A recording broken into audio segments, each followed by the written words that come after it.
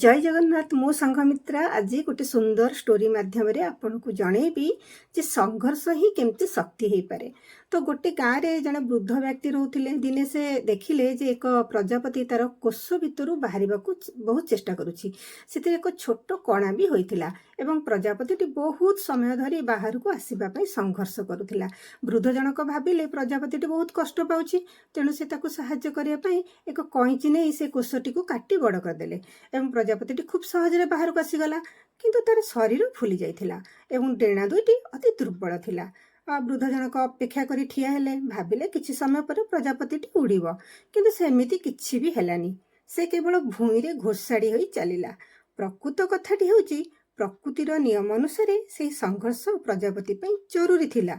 कोषरु बाहरिबा पई से जो माने बल प्रयोग करुथांता ताहा द्वारा तार शरीर तरल पदार्थ डेणा को जाई थांता, फल तार डेणा शक्त होई थांता, से उड़ी पारि थांता। वृद्ध जनक दया देखि तार संघर्ष को शेष करदेले, जहा फल से जीवन सारा पंगु होई गला। तो आपण को एई स्टोरी माध्यम रे कोन शिखिबा को मिलिला आपण निश्चिंत कमेंट जरिए जनइबे एवं भल लागिले मते लाइक कमेंट शेयर कर मते फॉलो भी करिवे। तो